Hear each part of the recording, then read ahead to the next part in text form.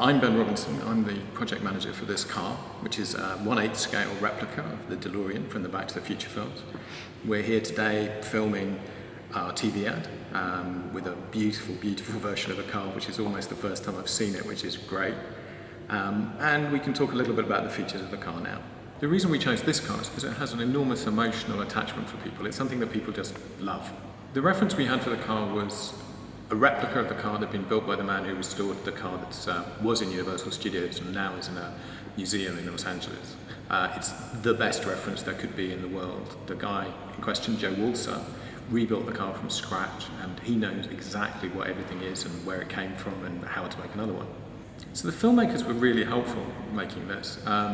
We had Bob Gale, who's the producer. He wasn't particularly involved with the model, but he was just a fount of information, everything to say about how the film was made and how it came about. The car itself was designed by Ron Cobb, who's this legendary concept designer who worked on Alien, and he was very helpful, gave us his original drawings.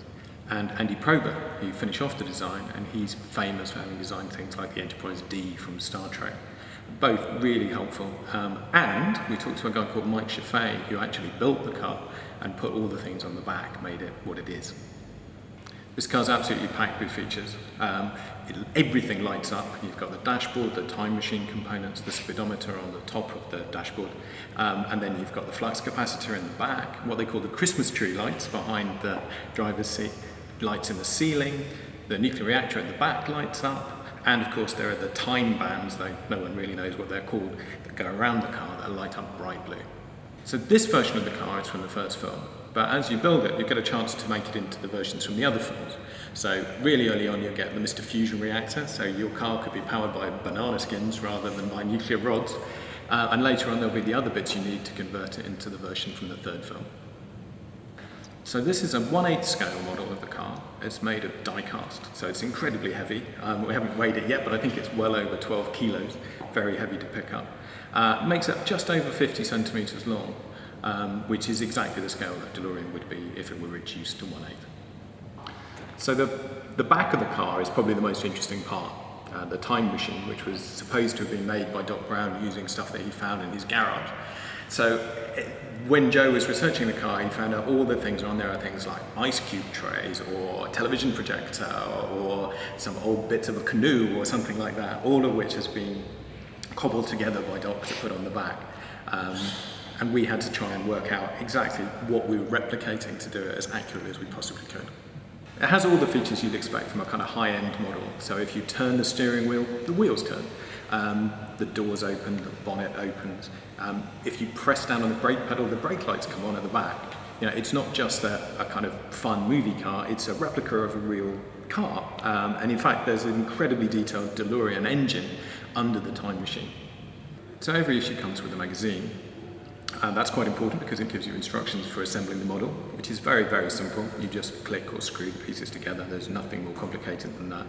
And it also talks about how all the Back to the Future films were made, talking about the original ideas behind it and how they changed, how things were filmed, how they were made, and so on. So originally, in the Back to the Future films, this was a fridge. They put this massive fridge on the back of a truck, and then they had to go and find a nuclear explosion in order to get enough power to go back through time.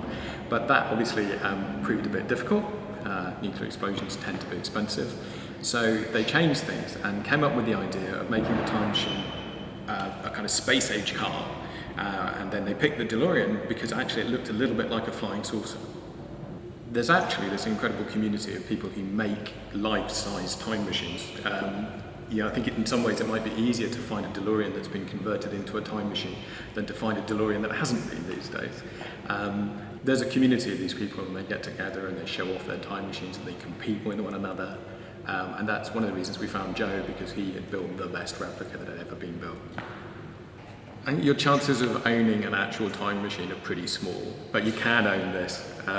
You put a lot of effort and love into building it, and you end up with this incredible model that is just as close to having a time machine as you're ever going to manage. So I think unfortunately most of us are never going to own a time machine, but we can have one of these, which is a really nice thing.